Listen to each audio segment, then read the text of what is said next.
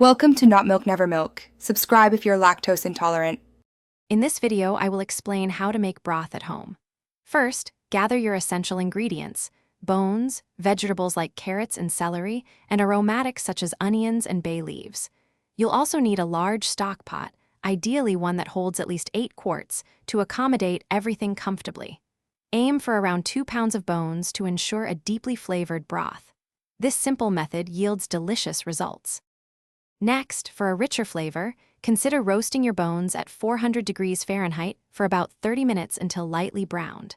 Place all ingredients into your stock pot and cover them with cold water, ensuring the water level is at least 2 inches above the solids. Bring it to a gentle simmer, then reduce the heat. Let it cook slowly for anywhere from 4 to 24 hours, avoiding a rapid boil. Once your broth has simmered sufficiently, it's time to strain it. Carefully pour the entire contents of the pot through a fine mesh sieve or a colander lined with cheesecloth into a clean container. Discard all the cooked solids, as their flavor has been fully extracted. The goal is to have a clear, golden liquid.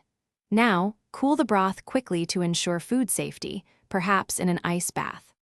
Finally, proper storage is key to enjoying your homemade broth. Once completely cooled, transfer it to airtight containers. It will keep fresh in the refrigerator for up to 4 days. For longer storage, freeze the broth in freezer-safe containers or bags for up to 6 months.